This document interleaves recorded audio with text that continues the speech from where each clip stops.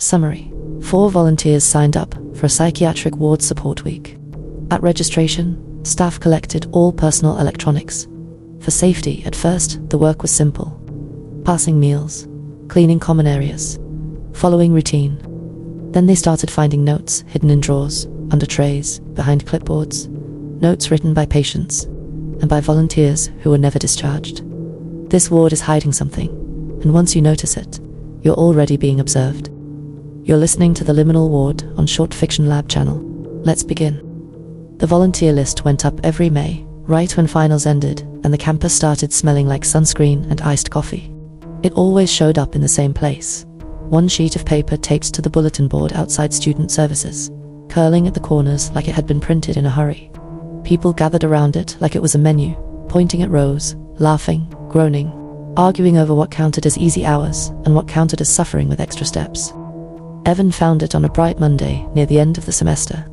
He'd been meaning to sign up earlier, but everything piled on at once. Projects, exams, life, so he'd put it off until the last possible week, which was the week everyone else got serious. He stood with his backpack on one shoulder while names filled the page like a slow tide. Food bank distribution, full. Homeless shelter, meal prep, full. Charity warehouse loading, full. Community garden watering, full. Park cleanup, full.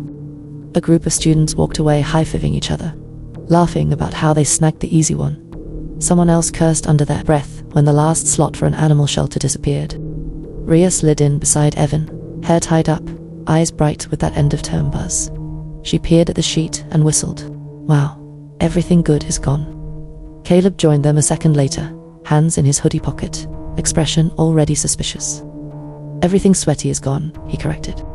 Lena came last, moving like she didn't want to take up space. She leaned in, scanning quietly. Evan traced down the list, lower and lower, where fewer people bothered to look. Near the bottom, one option sat untouched like an abandoned chair. The Liminal Inpatient Psychiatric Ward Support, 5 weekdays, board and meals provided. On-site accommodations. Duties include cleaning common spaces, linen transport, restocking hygiene kits, assisting with meal distribution. Charge nurse confirms completion directly with the school. Rhea read it twice, then grinned as if she'd found a loophole in a game. Look, she said, tapping the paper with one finger. Cleaning and restocking. That's it. No crates, no lifting, no sweating. Caleb's jaw tightened. Psych ward. Lena's mouth pressed into a thin line. Her eyes lingered on impatient. On board and meals provided. On on-site accommodations. Why would they put that on the volunteer list? She asked softly. Evan shrugged. Hospitals always need volunteers. Psych wards always need help. Rhea added quickly. A little too quickly. My cousin did something like this. She said it was boring. Caleb snorted. Boring is not a promise. It's a trap. Rhea nudged him with her elbow. Come on, it's summer break. I'm not spending my summer hauling vegetables for a charity warehouse because everyone else signed up first. Evan felt the familiar pressure of deadlines. The volunteer requirement was one of those things the school treated like a moral lesson and a checkbox at the same time. If you didn't complete it before next term, it followed you. It turned into paperwork. It turned into meetings. It's 5 weekdays, he said. We do it. We're done. Lena hesitated, then nodded once. If we do it together. Caleb stared at the sheet, eyes narrowed, as if the words might rearrange themselves into something else if he looked hard enough. Then he exhaled slowly. Fine, he muttered. But if it's weird, we leave. Rhea smiled like she'd won. Deal. Evan picked up the tethered pen and wrote his name first. Rhea wrote hers in big, confident letters. Caleb wrote carefully, pressing too hard. Lena wrote last, small and neat. For classmates, 1 week. Summer break, waiting on the other side. They left the building in sunlight, talking about beaches and sleep-ins and everything they'd do once the requirement was out of the way. None of them questioned how perfectly their schedules aligned. None of them questioned why they all remembered the same professor mentioning the same volunteer list in the same lecture. It felt real because it was meant to. On Monday morning of volunteer week, the hospital lobby buzzed with noise, phones ringing, people in scrubs moving fast, the smell of coffee and antiseptics swirling together. The 4 of them stood near the entrance, looking like students who'd dressed for professional casual and didn't know what to do with their hands.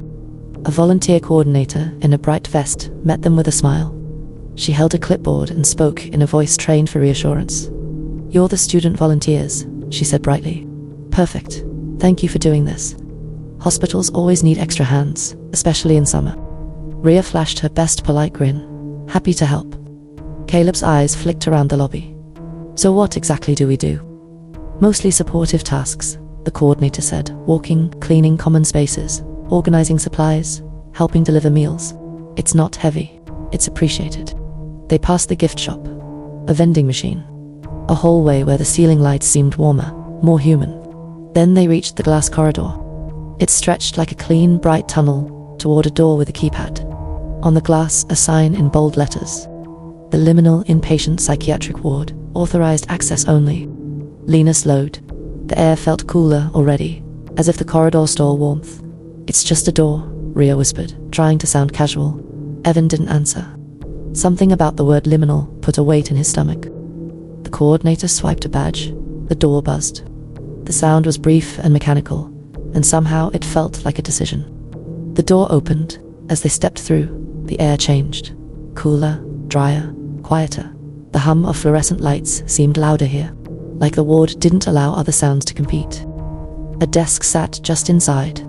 A woman in a crisp uniform waited behind it, posture straight, hair pulled back so tight it looked uncomfortable. She held a clipboard like it was part of her body. "You must be the student volunteers," she said, already writing.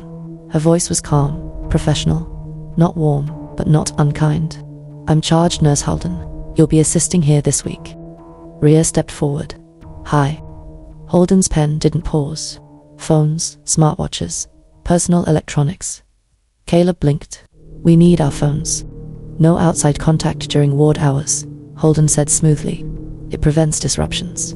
Patients can be triggered by ringing, by unfamiliar voices, by reminders. This is for safety." Evan hesitated. "Could we just keep them on silent?" Holden looked up at him for the first time. Her eyes were steady in a way that made Evan feel like he was the one being examined. "It's policy," she said.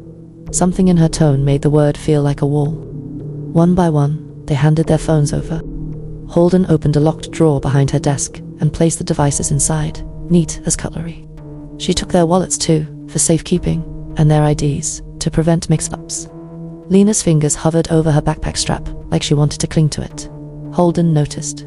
"Personal belongings stay in your dormitory. You will not carry bags on the ward." She slid 4 wristbands across the counter. White plastic. Clean, unmarked, except for a barcode. "Wear them at all times," she said, voice calm. "They're how the ward distinguishes volunteers from patients." Rhea looped hers on immediately, and held her wrist up, like she was showing off a festival pass. White. Easy. Caleb turned his band over, frowning at the barcode. "So what happens if we lose it?" Holden's mouth lifted slightly. "Then the ward guesses." Lena's fingers paused mid-air. "Guess what?" Holden capped her pen. "Who you belong to." She gestured down the hall. "Your dormitory is down the corridor. Board and meals are included. Duties are light. Cleaning common areas, linen transport, restocking hygiene kits, assisting with meal distribution. Do not enter patient rooms alone. Do not touch restraints. Do not interfere with treatment." Lena swallowed. "And you'll confirm our hours to the school?" Holden's smile turned reassuring. "Of course," she said. "If you complete the week," Rhea chuckled. "We will." Halden nodded once, like she'd already decided what would happen. "Welcome," she said. "Your volunteer week begins now." Behind them, the door buzzed again, locked. Evan glanced back at the glass corridor, at the world on the other side. It looked normal from here, like they could simply turn around and walk out. But the sound of the lock said otherwise. Their dormitory looked like a stripped-down, hostile room. 4 beds bolted to the floor, a small table bolted between them, a single sealed window with safety screws. On the wall by the door, a laminated sheet titled, "Volunteer Procedures, the Liminal Inpatient Psychiatric Ward. Clean, common room surfaces every morning and afternoon. Restock hygiene kits in supply closet soap, toothbrush, toothpaste, socks. Assist with meal distribution carts at set times. Phones and IDs are held by staff until Friday checkout. Do not enter staff-only areas. Do not contradict staff decisions. Lights out curfew. No leaving the dormitory after 11 p.m. Report incidents to charge nurse, Holden. Do not enter patient rooms alone. Rhea read the last rule twice. Curfew, really, Caleb muttered. It's a closed ward. Lena moved to the window and tested it. It didn't budge. She didn't say anything, but her shoulders tightened. Evan set his bag down and did what he always did when things felt slightly off. He looked for details. The bed frames had scratches along the metal. Old gouges, like someone had dragged something sharp across them. He leaned closer and saw letters carved into the frame beneath his mattress. Not many, just enough. Don't let them hear you hesitate. He stared a second longer than he should have. Evan stepped aside so she could see. Rhea leaned in, squinting. Okay, that's creepy. Caleb straightened. Patients carve stuff. Ignore it. Evan didn't answer. The carving didn't feel like someone wanted it read. Rhea forced a laugh. Okay, so this is the psych ward version of don't forget to do your homework. But her laugh sounded thin. They spent the rest of Monday cleaning and restocking like they were supposed to. The tasks were mundane. Wipe tables, sweep floors, refill soap dispensers, stack towels, assemble hygiene kits. Patients drifted through common areas quietly, supervised by orderlies whose faces were always partially obscured. Masks, visors, shadows. Some patients stared too long. Some didn't look at the volunteers at all. One older man took a hygiene kit from Lena and whispered, "Thank you." His eyes looked damp. Not wild, just tired. "Of course," Lena replied, and the normalcy of the exchange loosened something in her chest. Maybe Rhea was right. Maybe it would just be uncomfortable. Maybe the weird rules were just a hospital thing. At 11, a gentle chime sounded over the intercom. "Lights out," Holden's voice said calmly. "Volunteers remain in dormitory." Rhea groaned, like camp. Caleb lay down fully dressed. Sleep. Evan lay in the dark and listened to the ward breathe. Vents, distant footsteps. A soft metallic clink that might have been a cart or might have been something else. Somewhere down the hall, someone cried quietly, then stopped. Rhea whispered from the dark, "This is creepy." Caleb whispered back, "Go to sleep." By Tuesday morning, the routine had settled into something almost tolerable. They knew which carts squeaked, which supply shelves stuck, which patients preferred to be handed their trays without conversation. The work itself was dull in the way volunteer work often was necessary, repetitive, and just important enough that you didn't want to mess it up. That was what made it so easy to forget where they were.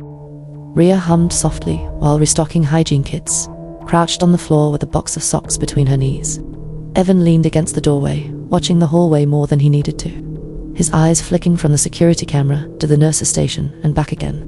A patient shuffled past, a woman in her 30s, with tired eyes and hospital-issued slippers. She paused when she saw them. "You're new," the woman said. Rhea looked up and smiled politely. "Yeah, just volunteering." The woman studied her wristband, then Evan's, then Lena's. Her gaze lingered a moment too long. "Don't stay late," she said quietly. Rhea laughed, brushing it off. "We're only here for the week." The woman's mouth twitched, not quite a smile. So was I.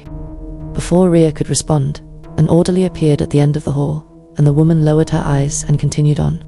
Rhea shook her head, amused. Patients say stuff like that all the time. She reached under the bottom shelf for a stray sock and froze. Her hand had brushed against paper. She pulled it out slowly, unfolding it enough to see cramped handwriting pressed hard into the page. "Evan," she said, her voice dropping. "Come here." They read it together, shoulders nearly touching. "If your wristband changes color, it means they're writing about you. If you demand proof, they document paranoia. The food makes you forget." Caleb leaned in from behind them. "That's not funny." Lena scanned the shelf instinctively. Someone taped it there. Rhea folded the paper, forcing a smile that didn't quite hold. "Okay, but this place is full of people who, you know." She gestured vaguely, toward the hallway. "People who leave notes," Caleb said flatly. No one answered.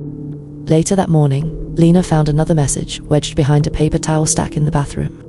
This one was messier, like it had been written in a hurry. White equals volunteer, yellow equals observation, orange equals restriction, red equals intake. When she showed it to Evan, he stared at the words longer than he meant to. "Observation for what?" Lena asked. Evan didn't answer right away. "For behavior?" Around noon, charge nurse Holden approached Rhea near the nurse's station.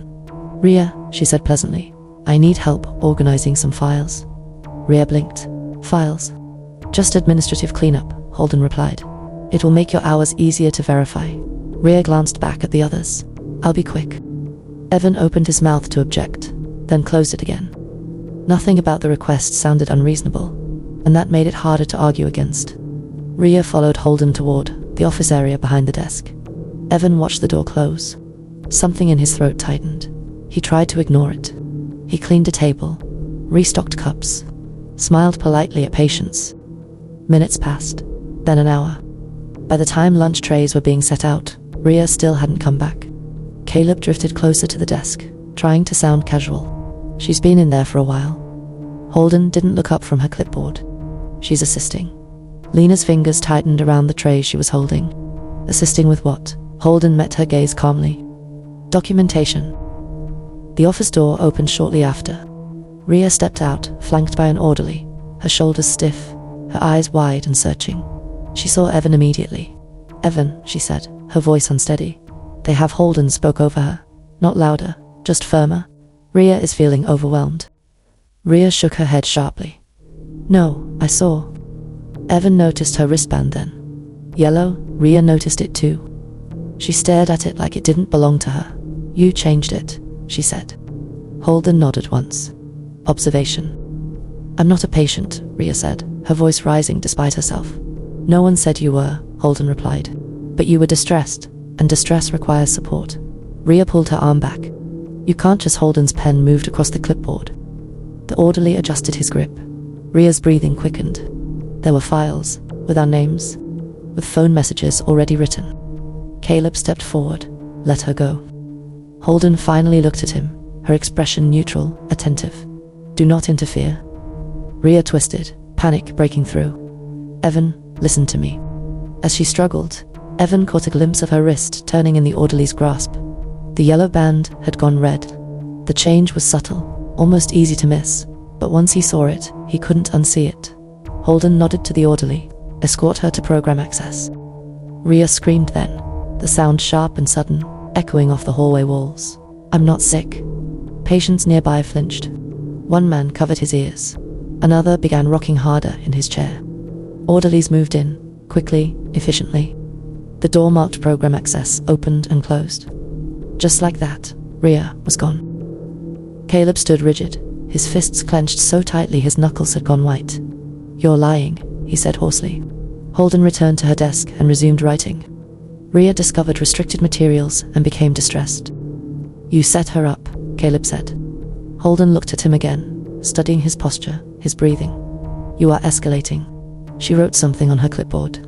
Caleb's wristband, still white, shifted. The color bled through like ink. Yellow. Evan stared. Lena gasped. Caleb laughed bitterly. Of course I am. Return to your dormitory, Holden said. Sleep. You have duties tomorrow. That night, none of them slept much. By Wednesday morning, Caleb was pacing. They took her because she found the truth, he said under his breath. So we get the truth out first. Evan hesitated. How? Caleb met his eyes. We retrieve our phones and IDs back, and call for help. Lena shook her head. That drawer is always locked. Caleb's jaw tightened. Then we wait for an opening. He started with the office. After breakfast, when the ward settled into its usual rhythm, Caleb lingered near the nurse's station, under the pretense of organizing forms that had already been stacked. Holden was there, moving between the desk and the office, her clipboard tucked against her side, her keys swinging from a lanyard at her waist. Caleb watched the keys more than he watched her. He noted how she never set them down. How, even when she leaned over the desk to write, the lanyard stayed looped around her wrist. When an orderly spoke to her, she turned, with the keys still in hand, metal glinting briefly under the fluorescent lights. Caleb edged closer once, just enough to glance at the drawer behind the desk. Locked. He straightened a stack of papers that didn't need straightening, and stepped back again, before anyone looked his way. When he returned to Evan and Lena, he kept his voice low. No opening, he said. She doesn't leave the keys unattended, ever. Lena glanced at his wristband. The yellow was impossible to ignore now that it was there, a dull warning wrapped around his arm. They already flagged you, she said quietly. Caleb looked down at it, then away. Caleb exhaled through his nose. So the office is out. For now. He didn't say what he was thinking next, but Evan saw it anyway when Caleb's gaze drifted toward the glass corridor at the far end of the ward. Late morning, when Halden stepped into the office with a physician and the common room grew quieter, Caleb moved again. This time, he didn't hover near the desk. He walked steadily down the hall toward the exit, posture relaxed, hands at his sides. He looked like someone doing exactly what he'd been doing all week, moving between assigned areas, minding his own business. Evan noticed immediately. Caleb didn't turn around. I just need to check something. The glass corridor was brighter than the rest of the ward, sunlight filtering through the reinforced panels. For a moment, it almost felt like a normal hospital hallway. Caleb stopped in front of the door and noticed the scanner mounted beside the frame. A small black panel, worn smooth by use, with a faint indicator light above it. He hesitated, only long enough to glance back down the hall. Then he raised his wrist and held the yellow band to the scanner. The panel emitted a soft beep. The indicator light blinked red. Nothing else happened. Caleb tried again, adjusting the angle of his wrist, pressing the band closer this time. Another beep, another red blink. The door didn't move. So it's tied to the band, he murmured under his breath. Can I help you? Caleb stiffened, then turned slowly. An orderly stood a few steps behind him, older than the others, hands resting loosely at his sides. His eyes moved briefly to the scanner, then to Caleb's wrist. I was trying to step out for some air, Caleb said evenly. I thought volunteers were allowed. The orderly studied the yellow band for a moment, before looking back at Caleb's face, then shook his head slightly. Exits need clearance. Caleb nodded. Okay, I didn't realize. The orderly held his gaze a second longer, as if checking for something. Tension, argument, panic. Finding none, he stepped aside. Go back to your duties, he said, and don't keep testing the door. If you need something, you talk to the charge nurse. Caleb lowered his arm and turned away, walking back down the corridor at the same pace he'd approached it. No alarm sounded. No one followed him. When he reached Evan and Lena, Evan asked quietly, what happened? Caleb stopped beside the linen cart and rested both hands on the handle, forcing himself to breathe normally before answering. It won't open, Caleb said quietly. The scanner reads the band, but it still needs clearance. Holden's clearance? Lena nodded, her eyes drifting automatically to the nurse's station. So even if we make it to Friday, we don't get our phones until she gives them back, Evan finished. And if she doesn't? Caleb didn't say anything. He was staring at his wrist again, the yellow band wrapped tightly around it. Maybe Friday is real, Lena said after a moment. Maybe checkout is just checkout.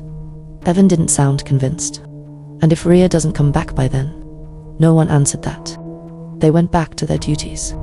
At lunch, they moved through the common room with trays, balanced carefully in their hands. The practiced rhythm of it, almost calming. Evan caught himself counting steps between tables. Lena focused on keeping her face neutral. Caleb forced himself to look relaxed, even as his eyes tracked Holden's movements without meaning to. Her keys hung from her lanyard, as always. Lena reached a table near the window where several patients were seated, waiting. She noticed a woman before the tray reached the table. The woman sat hunched forward, hair falling into her face, hands folded in her lap. Her gaze lifted briefly, tracking Lena's approach, then dropped again as if she'd already seen enough. Act normal, the woman said quietly, her voice barely carrying over the scrape of chairs and the clink of cutlery. Lena didn't pause. She adjusted the tray, straightened the cup, and moved on to the next table. Nina continued, still not looking up. I'm Nina, I volunteered here too. Lena's hand tightened around the tray she was holding, but she didn't stop moving. They told us it would be quiet, Nina went on. Easy hours, board included. Lena reached the end of the table and turned back, distributing the last tray. Her voice stayed even. Why are you telling me this? Because you're still listening, Nina said.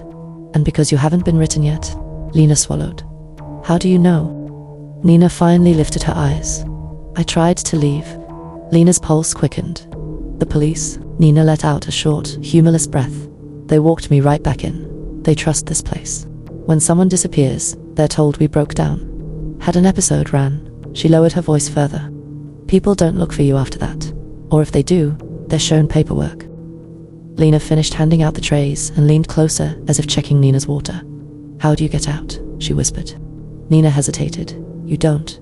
Not alone. Lena's heart pounded. But if we all leave? Nina's gaze flicked briefly toward Holden, then back. If you leave with someone like me, someone already labeled. the story doesn't hold as well. Lena nodded slowly. Ria was a volunteer too. Nina's face tightened. Then she's still in program access. Lena's breath caught. How do we open the door? Nina didn't hesitate. Badge or Holden's clearance? Lena's eyes followed Nina's earlier glance to the lanyard. She never lets it go. Nina's voice dropped to a whisper. Then you make her. The volunteers regrouped later near the dormitory, speaking in fragments. She was a volunteer, Lena said quietly. She tried the police. They brought her back. Caleb ran a hand through his hair. So even if we get out, they won't believe us, Evan said. They might, Lena replied. If Nina comes too. Caleb looked up sharply, and Ria Evan nodded. We don't leave without her. That night, the ward felt quieter than usual. Fewer footsteps, longer pauses between them. Now's the time, Caleb whispered, already moving toward the door. It's quieter. Evan followed, keeping to the shadows. The door opened. Caleb stepped into the hallway. Orderlies appeared almost immediately, as if they'd been waiting just out of sight. Holden followed a second later, her expression unchanged. Curfew, she said calmly. Caleb raised his hand slightly. I just needed to speak with you. Holden glanced at his wristband. Return to bed. I need to make a phone call, Caleb said quickly. My cat, no one's cleaning the litter box. I just need to let someone know. Holden regarded him for a long moment. Curfew violations aren't negotiable. She marked her clipboard. Caleb's wristband shifted. Yellow to orange. Evan stayed perfectly still in the doorway, unseen. They returned to their beds without speaking. In the dark, Caleb whispered, We need to make a scene. Evan nodded. Enough to pull her in, and get the badge, Lena added softly. And Ria, Caleb said. We don't leave her. By Thursday afternoon, the ward felt tighter. Nothing obvious had changed. The same carts rolled down the halls. The same announcements came over the intercom. But Evan noticed how often orderlies passed through the common room now, how rarely Holden left the nurse's station. Caleb hovered near the restricted area under the pretense of organizing supply bins stacked against the wall. He kept his movements slow, deliberate, careful not to linger too long in one place. The door sat there unchanged, its scanner dark, the red lettering above it unremarkable unless you already knew what was behind it. He watched an orderly pass through once, then again the same one who had taken Ria. Caleb didn't say anything when he returned to Evan and Lena, but Evan understood anyway. He nodded once. Later, as patients were being guided back into the common room after afternoon checks, Evan positioned himself near the far wall. The orderly was assisting a middle-aged patient who had begun raising his voice, insisting his chair had been moved. That's not where it was, the patient repeated, louder each time. The orderly placed a firm hand on the man's shoulder. Sit down. Evan stepped forward. Hey, he said evenly. You're hurting him. The orderly turned sharply. Step back. Evan didn't raise his voice. He didn't touch anyone. He simply stayed where he was. That's not treatment, Evan said. You don't need to do that. Several patients had started watching now. One of them murmured something. Another stood up. The orderly's jaw tightened. Volunteer, move away. Evan shook his head. You don't get to. That was enough. The orderly shifted his stance, attention fully on Evan. Caleb moved. He slid in close, fingers quick and precise, and caught the edge of the lanyard as the orderly turned. The clip snapped loose with a faint metallic sound that was swallowed by rising voices in the room. Caleb didn't look back.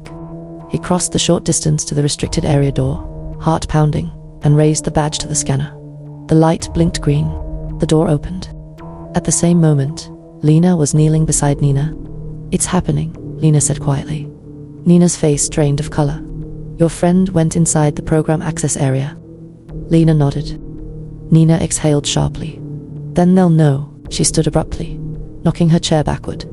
Hey, she shouted, her voice cracking. You don't get to touch him like that.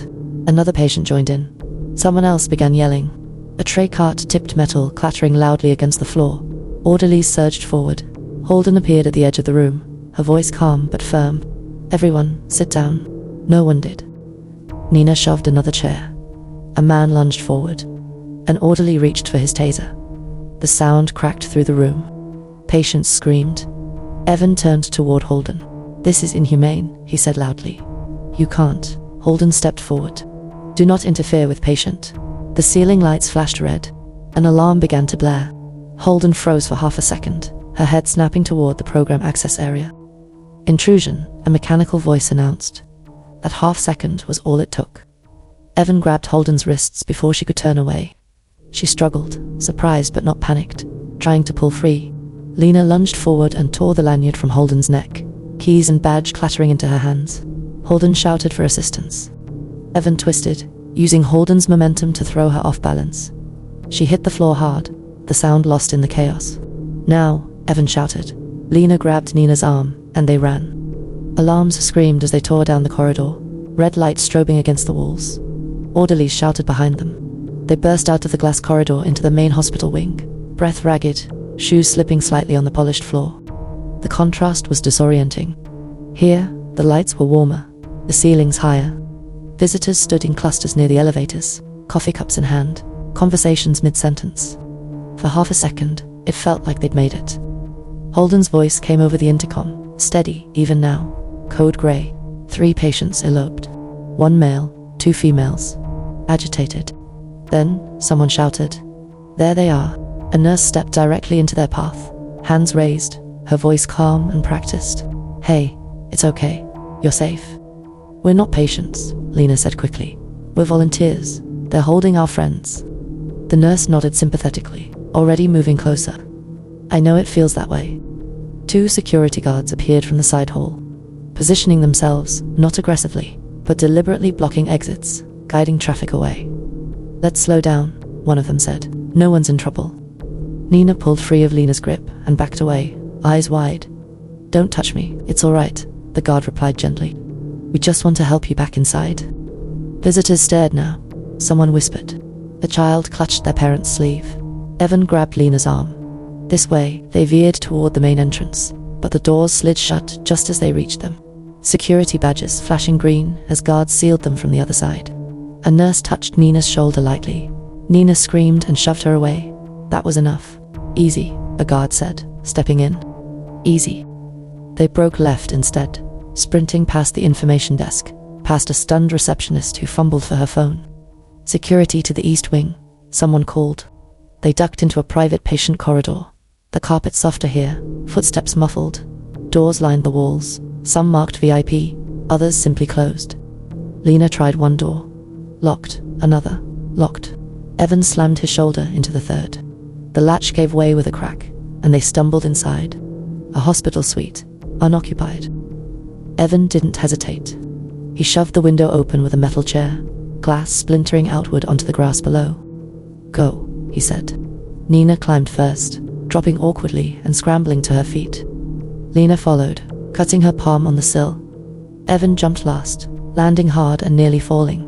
They ran, not far, just far enough to reach the edge of the parking lot before red and blue lights washed over them.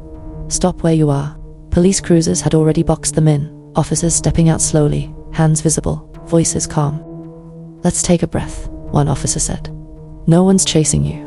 Lena's chest heaved, but she forced herself to slow her breathing. They're holding people inside the ward, she said, each word deliberate. 2 of our friends are still there. Rhea and Caleb. They were volunteers with us. Evan stepped forward. That's true, he said, keeping his voice level. 4 of us arrived together on Monday. They took our phones and IDs at intake. The officer nodded, listening carefully. Nina shook her head sharply. I didn't come in with them, she said. I was here before. The officer turned toward her. Before. I volunteered months ago, Nina said. Different group. Same setup. Same rules. She met the officer's eyes.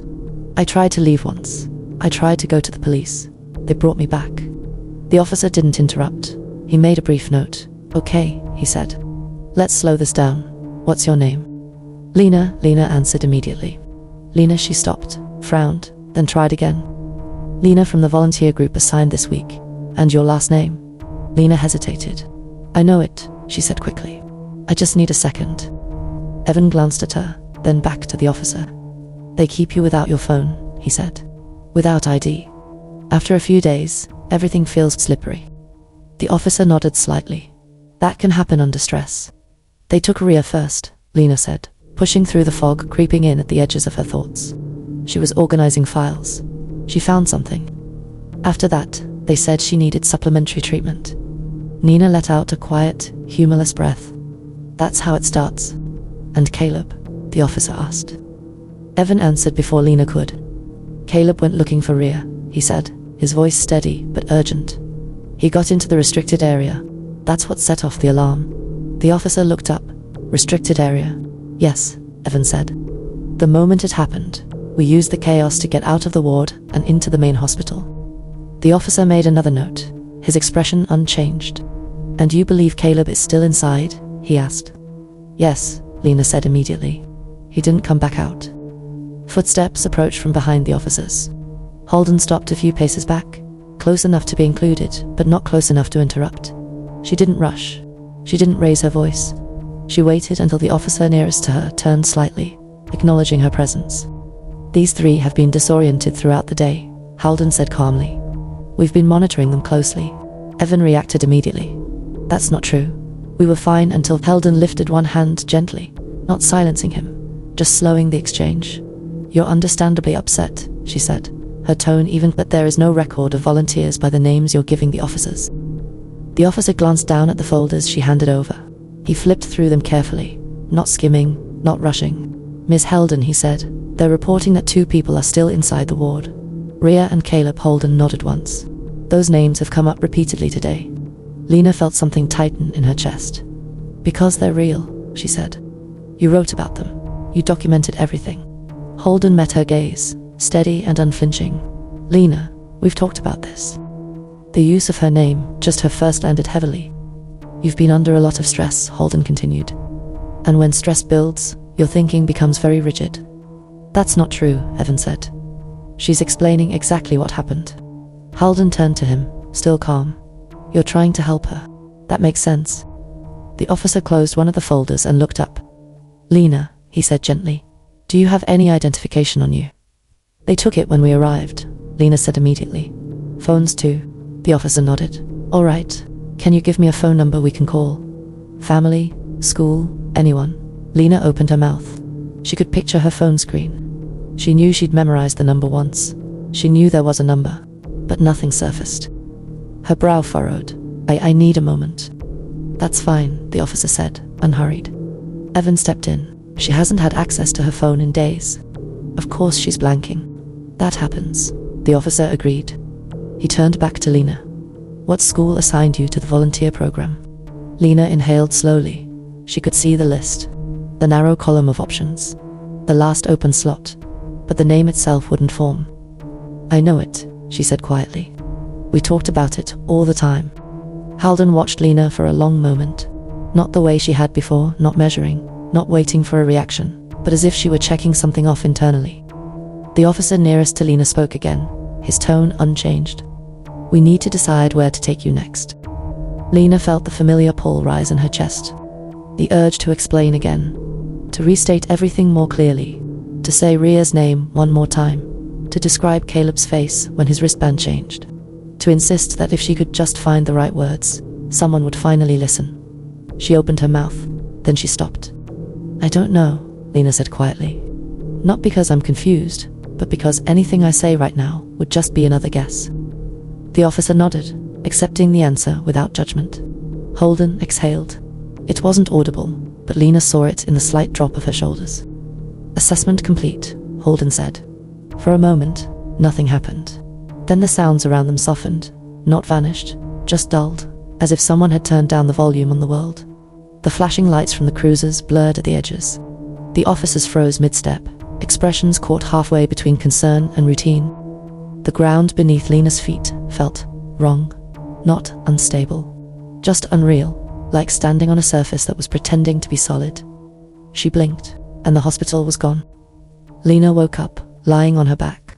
A ceiling came into focus, above her, white, clean, uncracked. The air smelled faintly of disinfectant and something citrusy.